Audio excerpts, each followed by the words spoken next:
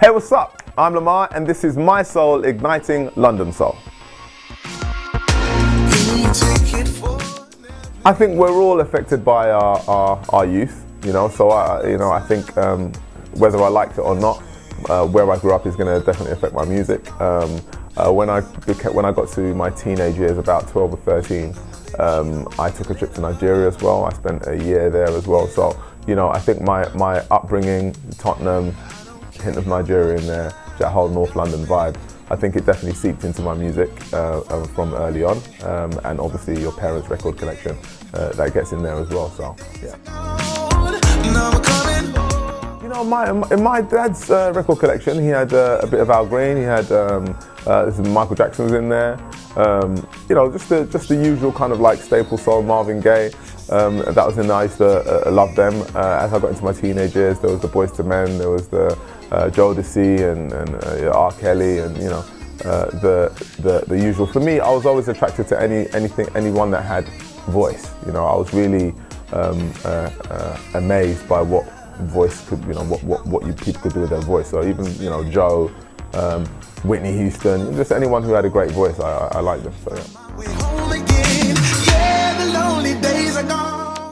I think over the years, I think the more you sing, the more you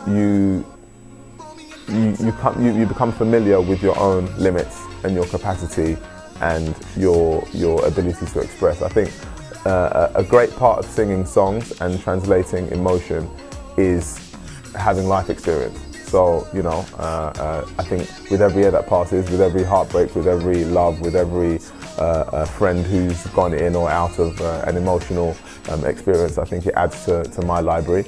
And every time you perform, you can call on those different experiences. So I think as a singer, I would say that I would like to think I've improved quite a bit in the way I convey emotion from a song. Yeah. My baby, she wrote me a letter. The letter took a while, and not only because of the music though, but because of the whole process. It's 3 years since my last album, and during those 3 years, I've found new management, great management, got with a new label as well, and come up with the concept for the album and put the album together. So that's why the album took so long. I've never recorded an album in this way before, so in that way I think this album is very special. My previous albums have been recorded in the very modern way of you get in with a producer, get into the studio, you write some songs together, you lay the tracks in the computer, and that's it. Sometimes I've put some live stuff down, which is great on my album, The Truth About Love, but it's always done in retrospect. So you write this album, the song first, then the musicians come in afterwards and add their touch. With this one, we were all in the same room. So keys, drums, everyone in the same room, and you just jam. And the take that you take is what's on the record. So it does add a bit more pressure, but I think that pressure adds the little 5 or 10% that makes the recording of the moment that special thing. So I really, really enjoyed working in that way. I found it very, very quick. And also I felt, it added that little bit of pressure that meant I needed to raise my game to make sure that everything was of the same standard. The sounds of the birds and the bees.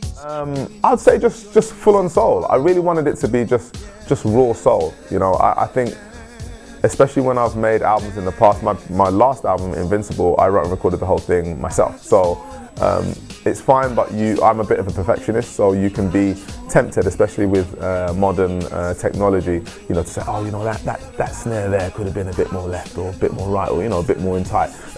So you have the tendency to perfect things too much. But I think when you just when you record everything at the one time and you just allow it to be, I think sometimes the imperfection makes the thing more special. It makes it of the moment, and yes, I think that's what makes it different. Yeah. The sounds of the birds and the bees. I don't know. You see, I think the lines are much more blurred nowadays. When I first started out, that was nearly 20 years ago. Then I think there was a bigger demarcation between what urban is and what's mainstream is. I think there are more outlets now, which makes everything slightly more commercial. I think just by default of me, of where most people would know me from, which is the TV show a few years ago, 12, 13 years ago now. I guess most people would say, yeah, I'm mainstream. But I don't know, I just like to say music is music, and if more people buy it, suddenly people say it's mainstream. If less people buy it, people say, oh, it's niche. So, I just think, I would like to think it's mainstream, but yeah.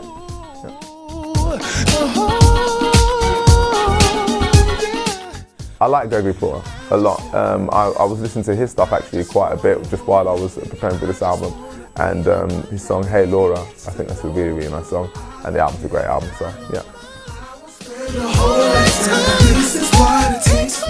Many times.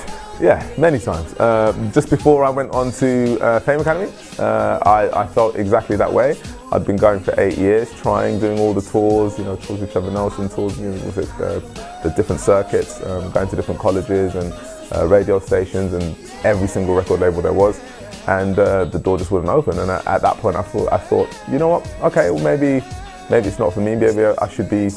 I was going to do pharmacy. Or maybe I should have been doing that. So, I went to try and do pharmacy again, and that's when I heard about the advert for Fame Academy, and I took a chance, and that gave me another lease of life. And I think my character, I'm not the biggest lover of change. I like getting a strong team and making things work and fighting it through together. So, I've made a lot of changes recently. So moving from Sony to BMG, moving from the management to the new management. So in those periods there again, it can be testing. But again, the thing that has always kept me going, always when I felt down, is when I get on the stage. Anytime you doubt yourself or you feel a bit low, when you do get on the stage in front of the right crowd, and you give what you have to give, and they lap it up and they give you back the energy, it is a real boost, and it is a real reminder that, no, do you know what? You have something to offer, you have something to say, keep it moving. Yeah. Oh wow, that's a hard one. I've got a few tracks that I love performing. Dance With You is the first single that everybody, really kind of like gravitated towards. It was the first single I released in a mainstream kind of way. And performing that live, we have a lot of fun with that, probably because we played it so many times now.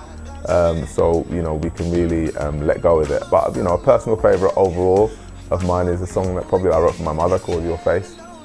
So, yeah, that's the personal one that I like. Cause my baby, she wrote me a letter. Wrote me a letter.